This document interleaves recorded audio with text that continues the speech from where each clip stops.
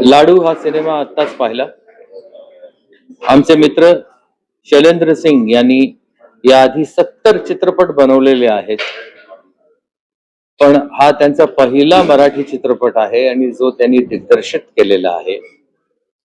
वेगळा सिनेमा आहे आणि वेगळा सिनेमा बनवायला हिम्मत लागते, जी शैलेंद्रनी दाखवून दिलेली आहे. बऱ्याच काळानंतर एक ब्लॅक अँड व्हाईट सिनेमा पाहिला, ज्याला आपण मराठीमध्ये कृष्ण धवल असं म्हणतो.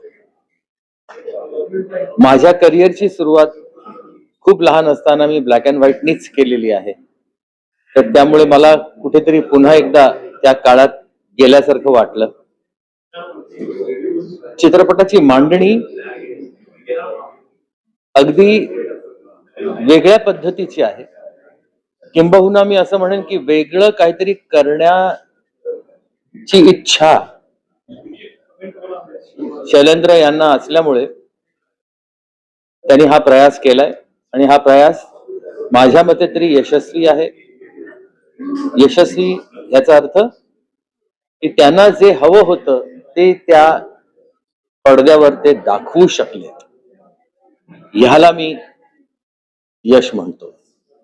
त्यानंतर चित्रपटाचं यश, चित्रपटगृहातलं यश, निर्मात्याचं यश, दिग्दर्शकाचं यश, अभिनेत्याचं यश, ही सगळी यश वेगवेगळी असतात.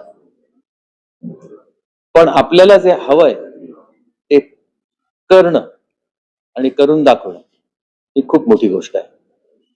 तर या लाडू या चित्रपटाला, या मराठी चित्रपटाला शैलेंद्र सिंग यांना आणि त्यांच्या संपूर्ण टीमला माझ्यातर्फे खूप खूप शुभाशीर्वाद.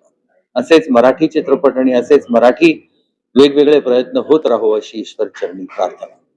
धन्यवाद.